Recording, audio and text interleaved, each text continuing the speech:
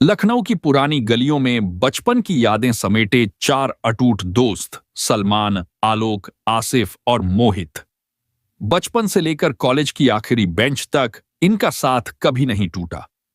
पढ़ाई पूरी करने के बाद चारों ने अपनी अपनी राहें पकड़ लीं, लेकिन दिल के किसी कोने में उनकी दोस्ती वैसी की वैसी रही, मजबूत और सच्ची। कई महीनों बाद जब सभी दोस्त छुट्टियों में लखनऊ लौटे तो एक ख्याल आया, क्यों न फिर से पुराने दिनों को जिया जाए, क्यों न पहाड़ों की ठंडी वादियों में एक बार फिर साथ चला जाए।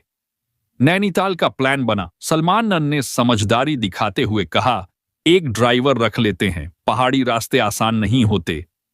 लेकिन मोहित हंसते हुए बोला, अरे छोड़ो यार, मैं चला लूंगा गाड़ी, और आसिफ भी तो ड्राइव करता है। आसिफ ने हामी भर दी और बात वहीं तय हो गई। खुद ही चलेंगे, खुद ही घूमेंगे। कार निकली और रास्ते हंसी मजाक से भर गए। गाने, किस्से और पुराने दिनों की यादें हवा में घुलने लगीं।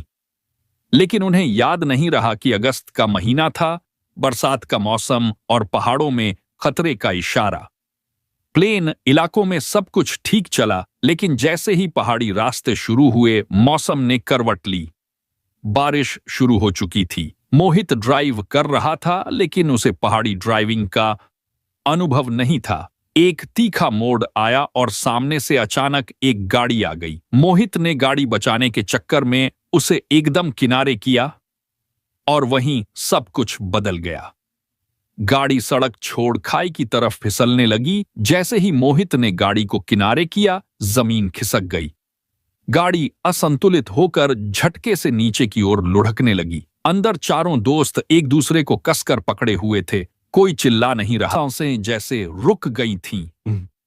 धड़ाम! गाड़ी एक बड़ी चट्टान से टकराकर रुक गई। दरवाजा आधा खुल चुका था। किसी तरह खरोंचों और चोटों के साथ चारों बाहर निकले। चारों दोस्त एक दूसरे को देखते रहे।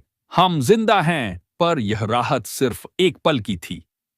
बारिश तेज हो चुकी थी, ठंड बढ़ गई थी और सामने घना जंगल था। गाड़ी खाई में जा चुकी थी। अब कोई वापसी नहीं थी। रात उतर चुकी थी। चारों दोस्त एक छोटी सी पहाड़ी शिला के पास बैठ गए। अंधेरा ऐसा था कि अपनी हथेली भी नजर नहीं आ रही थी। हवा में ठंडक से ज्यादा डर तैर रहा था। अचानक आलोक फपक कर रो पड़ा। मैं घर वापस नहीं जा पाऊंगा क्या? मेरे मम्मी पापा का क्या होगा? मैं ही तो कमाने वाला हूं। आसिफ ने चुपचाप उसका हाथ थामा। अगली सुबह हाथ पैर थक चुके थे, लेकिन दिलों में उम्मीद बाकी थी। वे पहाड़ी रास्तों पर चढ़ते, गिरते, फिसलते आगे बढ़ते रहे। दिन में सूरज तेज होता, रात को अंधेरा और ठंड जानलेवा। तीसरी रात थी। पहाड़ के एक ढलान पर रुके, तभी झाड़ियों में कुछ सरसराहट हुई। कुछ है वहां, आसिफ ने धीरे से कहा। अचानक एक जोड़ी चमकती आंखें सामने आईं, और फिर दो, और फिर चार। जंगली जानवर, शायद भेड़िए या तेंदुआ। सभी सांसें थाम चुके थे।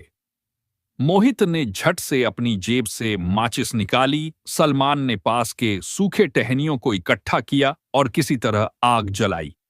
धधकती आग के उजाले में जानवर पीछे हटने लगे, लेकिन तब तक सबकी धड़कनें दौड़ चुकी थीं, जैसे कोई 100 मीटर दौड़ हो। एक और रात गुजर गई। अब तक कपड़े भीग चुके थे, चेहरे काले हो चुके थे, शरीर थका हुआ था, लेकिन हिम्मत नहीं टूटी थी।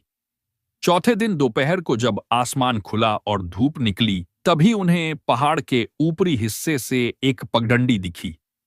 दिल की धड़कन फिर से जिंदा हो गई। वे दौड़ते भागते चढ़े और सड़क तक पहुंच गए। वहीं एक स्थानीय व्यक्ति बाइक से गुजर रहा था। उसे देखकर सभी जोर से चिल्लाए, बचाओ! मदद मिली। अस्पताल भी पहुंचे। 4 दिन के संघर्ष ने उन्हें तोड़ नहीं पाया, बल्कि और मजबूत बना दिया। और उस दिन इन 4 दोस्तों ने समझा, पहाड़ों से बड़ा कोई डर नहीं और दोस्ती से बड़ी कोई ताकत नहीं।